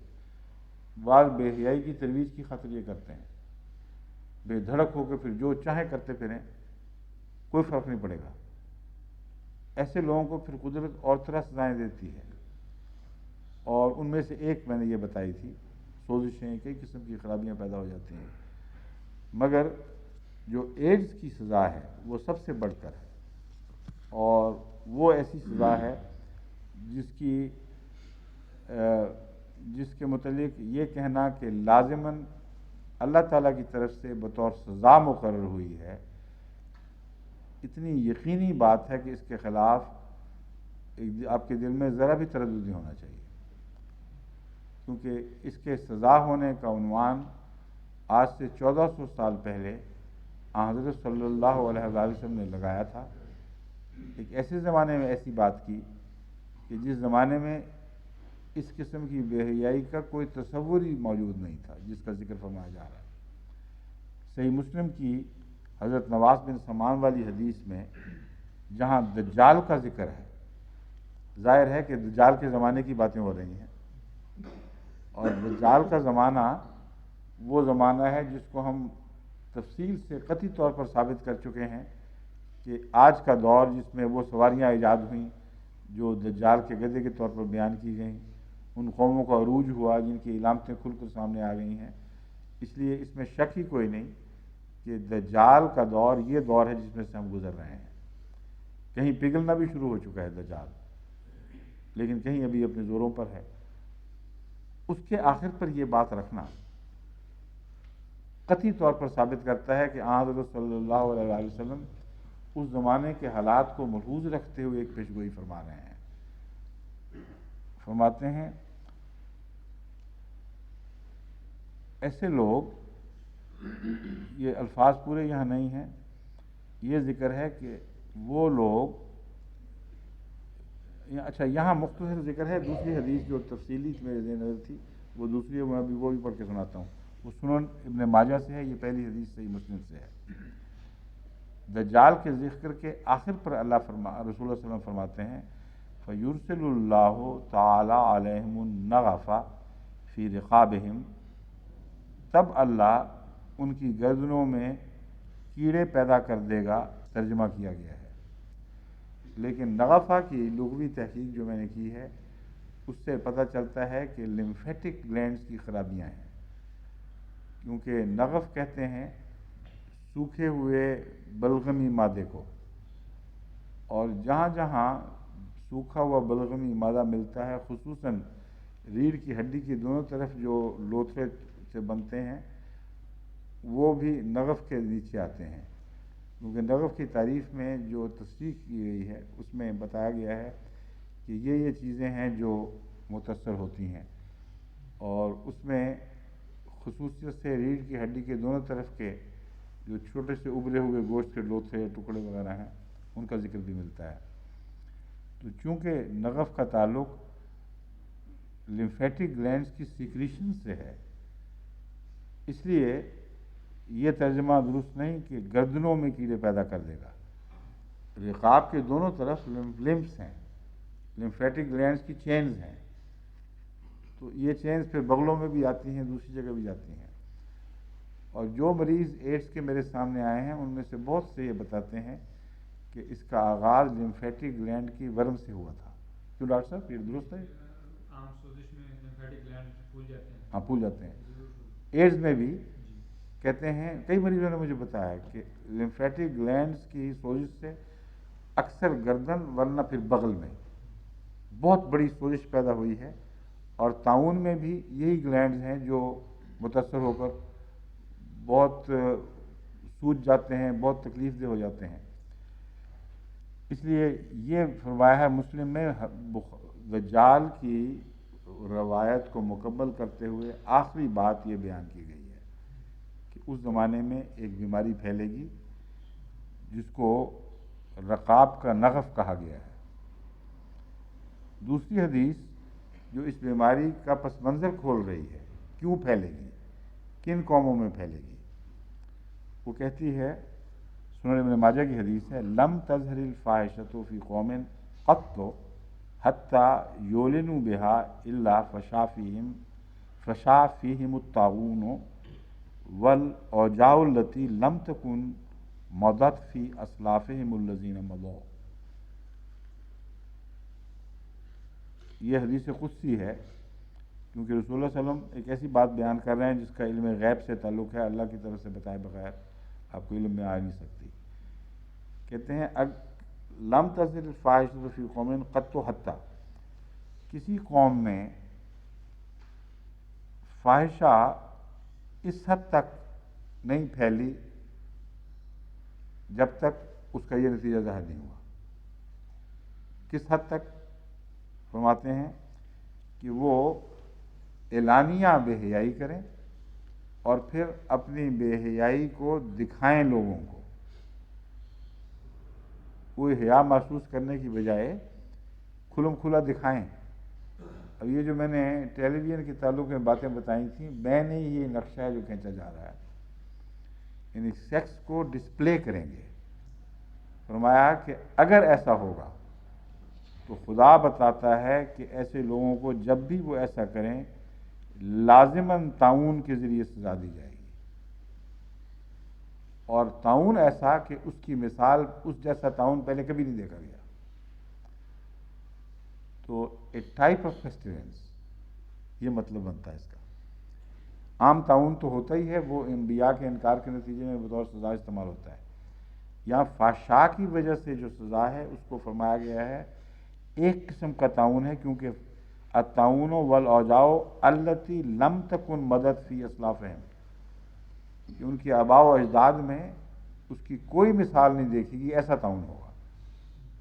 اور عام طاعون کی تو کثرت سے مثالیں ملتی ہیں، تاریخ ان کے ذکر سے بھری پڑی ہے۔ تو a type of pestilence, a type of plague. اب یہی محاورہ ہے جو آج کل کے ماہرین ایڈز کے متعلق استعمال کرتے ہیں۔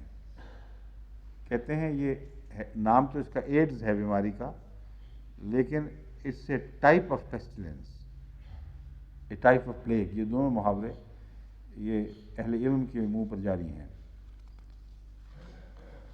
اب یہ ایک طرف دیکھیں، اور اب حضرت مسیح موعود علیہ السلام کا یہ الہام، تبصرہ نہیں الہام ہے۔ پہلے میں بیان کرتا ہوں کہ مسیح السلام نے یہ پیشگوئی کی ہے، میں سمجھتا تھا الہام سے اخذ کر کے اپنے الفاظ میں، لیکن تذکرے میں چھپا ہوا الہامات میں یہ الہام درج ہے۔ یورپ اور دوسرے، یہ 1907 میں ہوا تھا، یورپ اور دوسرے عیسائی ملکوں میں، یورپ اور دوسرے عیسائی ملکوں میں ایک قسم کی طاعون پھیلے گی جو بہت سخت ہوگی، ایک قسم کی۔ یہ نہیں فرمایا طاعون تو ایک معروف چیز تھی، یہ نہیں فرمایا کہ طاعون پھیلے گی۔ اب اس کو اس حدیث سے آپ دیکھ لیں جوڑ کر کہ 1400 سال پہلے جو پیشگوئی کی گئی تھی، کس وضاحت کے ساتھ، کتنا کھل کر معین طور پر اس پیشگوئی کے ساتھ آپس میں وابستہ ہو جاتی ہے، ایک دونوں کے ساتھ لنک ہو جاتی ہیں دونوں پیشگوئیاں۔ اور چونکہ اس زمانے کی واقعہ تھا، اس زمانے کے امام کو خدا نے الہاماً دوبارہ بتایا کہ حضور صلی اللہ علیہ وآلہ وسلم نے جو پیشگوئی فرمائی تھی اس کے دن قریب ہیں، اور اس کے متعلق اعلان عام کر دو۔ بس اپنے وصال سے پہلے جو الہامات آپ کو ہوئے ہیں آخری دور کے 7 اور 8 کے، ان میں سن 7 کا الہام ہے کہ یورپ اور دوسرے عیسائی ملکوں میں اب صرف ایک بحث رہ جاتی ہے کہ کیا یہ عیسائی ملکوں کے لیے خاص ہے۔ دراصل عیسائی ملکوں کا ذکر جو یہاں ملتا ہے وہ محض اس لیے ہے کہ چونکہ اس دور میں ان ممالک میں بے حیائی کی تعلیم آزادی انسانیت کے نام پر خود دی جانی تھی، اور ان لوگوں نے آزادی کا مطلب یہ سمجھ لیا، اپنی طرف سے ایک بڑا بھاری بلند کیا ہے علم کہ انسان کو آزاد ہے جو چاہے کرے، مگر جو چاہے کرے میں ایسی بے حیائی کی طرف ان کو بلانے لگ گئے جو قدرت کو کبھی بھی قبول نہیں ہوتی، بالآخر اس کی سزا دی جاتی ہے۔ اس لیے عیسائی ممالک صرف یورپ نہیں بلکہ اور دوسرے عیسائی ممالک کا ذکر اسلام میں ملتا ہے، مگر کیوں پھیلے گی اس کی تفصیل اس حدیث میں موجود ہے۔ بس مراد یہ ہوئی ان دونوں حدیثوں کو اکٹھا پڑھنے سے، اس حدیث کو اور اس الہام کو، کہ اکثر و بیشتر ان ممالک میں یہ پھیلے گی جو یورپین ممالک کہلاتے ہیں یا دیگر عیسائی ممالک ہیں۔ وجہ بے حیائی ہوگی، اور چونکہ بے حیائی وجہ ہوگی اس لیے یہ وجہ جہاں بھی پائی جائے گی وہاں بھی پھیلے گی، کیونکہ خدا تعالیٰ یہ تو ناانصافی نہیں کر سکتا کہ عیسائی بے حیائی کرے تو اس کو سزا دے دے، مسلمان کرے تو اس کو نہ دے۔ تو ان دونوں کو اکٹھا پڑھیں گے تو پھر بات کھل جاتی ہے اور کوئی الجھن باقی نہیں رہتی۔ اب یہ حوالے جو ہیں یہ میں آپ کے سامنے رکھتا ہوں۔ یہ لطف کی بات یہ ہے کہ یہ بیماری ایسی ہے جو شادی شدہ جوڑوں کے اندرونی تعلقات کے نتیجے میں کبھی ہو ہی نہیں سکتی۔ ایک بیوی ہو یا 4 بیویاں ہوں یا 1000 کوئی کر لے، جیسے کہ افریقہ میں ہو سکتی ہیں، اگر وہ آپس میں ایک دوسرے کے ساتھ تعلقات میں وفا رکھتے ہیں اور حیا کے تقاضے پورے کرتے ہیں تو یہ بیماری ہو ہی نہیں سکتی۔ اس بیماری کا بے حیائی سے تعلق ہے، اور بے حیائی سے بھی بے وفائی کہنا چاہیے، بے وفائی سے تعلق ہے۔ جب ایک جوڑا دوسرے سے بے وفائی کرتا ہے اور غیر شادی شدہ تعلقات بڑھاتا ہے۔ دوسرا اس کا تعلق ایک ایسی بیماری سے ہے جس کے نتیجے میں لوط کے زمانے میں وہ بستیاں صفحہ ہستی سے مٹا دی گئیں جن میں اس بیماری کا ذکر ملتا ہے، اور وہ اس لیے حضرت لوط کے حوالے سے ذکر ملتا ہے کہ قرآن کریم فرماتا ہے کہ اس سے پہلے ایک گناہ کی وبا کے طور پر یہ بیماری پہلے کسی قوم میں دکھائی نہیں دے گی۔ یعنی لوط کے قوم کے زمانے میں جو ایک قومی بیماری بن گئی ہے، اس وقت خدا نے فیصلہ فرمایا کہ ان کو صفحہ ہستی سے مٹا دیا جائے، اور یہی ایڈز کا کی اول ترین ذمہ دار ہے، یعنی ہم جنس سے جنسی اختلاط۔ کئی یہاں کے مصنفین نے پہلے اس سے، جب ایڈز کا وجود بھی نہیں آیا تھا، ایک قسم کا کچھ ٹونٹ کرتے ہوئے خدا تعالیٰ کی ذات پر یا کچھ اس کی غیرت کو بھڑکانے کی خاطر یہ اعلان کیے کہ اے خدا، کیا گمار اور کون سی دوسری تھی، سدوم کی بستیاں قیامت کے دن تیرے خلاف اٹھنے کھڑی ہوں گی، کہ وہ بے حیائیاں جن کے نتیجے میں تم نے ان کو صفحہ ہستی سے مٹا دیا، آج شہر شہر، قریہ قریہ، ملک ملک میں عام ہو رہی ہیں اور تو خاموش بیٹھا ہے۔ اس کو پتہ نہیں تھا کہ خدا خاموش نہیں بیٹھا کرتا، مگر اس کی خاموش زبان ہے۔ زبان میں ایسی خاموشی ہے جو اگر تم سمجھتے ہو تو زبان بولنے لگتی ہے۔ یہ ایڈز کی بیماری بھی اسی پکار کا جواب ہے جو میں نے جس کا ذکر کیا ہے کہ اے خدا، اب تیری غیرت کہاں گئی۔ بس یہ جو سزا ہے اس کا اس بیماری کے ساتھ ایک گہرا جوڑ ہے، اور بے حیائی اور ہم جنس سے جنس پرستی یہ دونوں اکٹھے چلتے ہیں، اور یہ پھوٹتی ہی اس وقت زیادہ ہے جب بے حیائی عام ہو کر منظر عام پہ ابھر آئے، پھر یہ چیزیں بھی نکلتی ہیں۔ ان سب چیزوں کا ایک آپس کا جوڑ ہے۔ اب سوال ہے اس سزا کا اس بیماری سے کیا جوڑ ہے؟ اس سزا کا اس بیماری سے وہی جوڑ ہے جو لوط کی بستی کی سزا کا ایڈز سے ہے۔ لوط کی بستی کو عدم ہونے کا حکم جو دیا گیا وہ اس لیے تھا کہ خدا تعالیٰ نے جنس میں لذت محض لذت کی خاطر نہیں رکھی، بلکہ انسانی نسل کی افزائش اور اس کی حفاظت کی خاطر رکھی ہے، اور یہی قانون ہے جو ہر زندگی کی لذت کے خلیوں سے وابستہ ہے۔ کہیں بھی لذت کا مضمون آپ نہیں پائیں گے جہاں کوئی فائدہ پیش نظر نہ ہو۔ بس ایک فائدے کو پیش نظر رکھتے ہوئے یہ ارتقائی سبق ہے جو ہمیں حاصل ہوتا ہے. تمام ارتقائی تاریخ کا مطالعہ کرے. اس نظر سے میں نے مطالعہ کیا ہے اور میں آپ کو یقین کے ساتھ بتا سکتا ہوں کہ ہر وہ حص جو حواس خمسہ کا ایک جز ہے وہ ایک لذت کے سہارے سے آگے بڑھائی گئی ہے، اور لذت عطا ہوئی ہے تو اس کے ساتھ حص پیدا ہوئی تو لذت ہوئی. اور ہر چیز کا ایک مقصد ہے. جنس میں اور بھوک کے ذریعے جو لذت حاصل ہوتی ہے ان میں آپس میں ایک جوڑ ہے. انسان کو کھانے میں بے حد لذت محسوس ہوتی ہے، اور روزمرہ سب سے زیادہ جو لذت یابی کا ذریعہ ہے وہ بھوکا ہو کر پھر کھانا کھانا ہے. جتنی بھوک بڑھ جائے اتنی لذت زیادہ، کیونکہ جتنی بھوک بڑھ جائے اتنا ہی انسان موت کے قریب پہنچ رہا ہوتا ہے. بس بقا میں لذت ہے، اور یہ لذت 1 ارب سال میں آہستہ آہستہ گلینڈز بن کے ہمارے منہ میں داخل ہو گئی، خوشبو کی قوت بن کے ناک میں آ گئی، سردی گرمی کا احساس بن کر ہمارے خلیوں میں داخل ہو گئی، اور ان سب نے مل کر مزہ پیدا کر دیا. میٹھے کا مزہ، نمک کا مزہ، خوشبو کا مزہ، اس کی لمس کا مزہ وغیرہ وغیرہ. اور اصل بات کیا ہے؟ بقا کے لیے جو چیز ضروری تھی اس میں مزہ تھا، اور مزہ بقا میں ہے.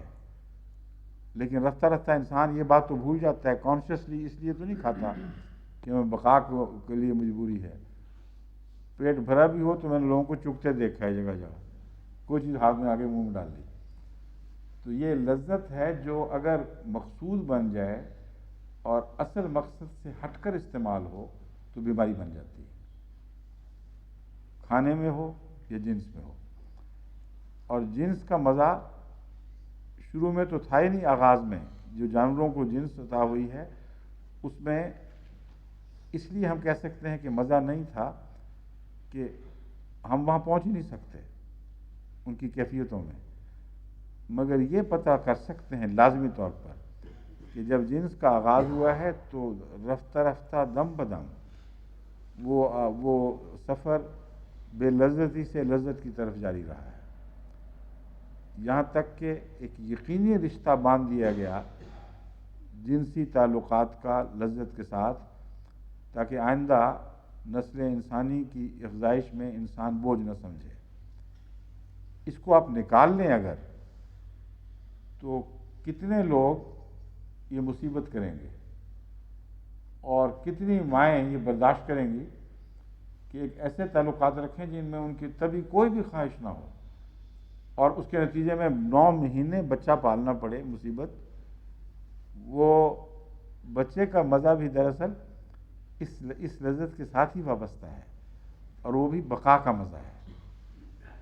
ہر انسان ایک وقت میں زندہ رہنا چاہتا ہے اور اپنے وجود کو پھیلانا چاہتا ہے. یہ ایک بنیادی صفت ہے جس میں جو چیز بھی مددگار ہو وہ مزہ پیدا کر دیتی ہے. ایک لمبے سفر کے بعد ایک دم مزہ نہیں آیا. 1 ارب سال میں زندگی نے آہستہ آہستہ ان چیزوں کا مزہ سیکھا جن کا مزہ ہوتا تھا، مگر جسمانی اعداد و شمار میں، جسمانی بیانات میں ان کو ڈھالا نہیں جا سکتا تھا. اس طرح ارتقا ہوا ہے، اور مستقبل میں ہمیشگی کی تمنا نے جنس پیدا کی ہے. ہر وہ چیز جو آپ کے وجود کو اس دنیا میں وسیع کرے، پھیلائے اور بڑھائے، وہ لازماً مزہ دے گی. ہر وہ چیز جو دوسروں پر غلبے کے ذریعے آپ کے اندر ایک طاقت کا احساس کرے، یہ مزہ دے گا. تبھی دنیا میں ایسے ظالم سیاستدان اور حکومت کے پیچھے پاگل ہوئے لوگ دکھائی دیتے ہیں. ہمیں حیران ہو جاتا ہے کہ ان کی زندگی کیا زندگی ہے.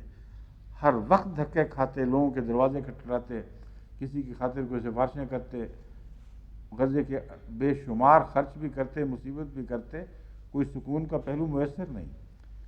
کیوں ہے؟ اس لیے کہ وہ سمجھتے ہیں کہ جب ہمارا دوسروں پر غلبہ ہوگا تو وہ لذت ایسی ہے جس میں ایک نفس پھیل گیا ہے بہت سے نفوس پر. اس سے پھر سیاست کے غلبے، حکمرانی کے غلبے، دولت کے غلبے، یہ ساری چیزیں وجود میں آئی ہیں۔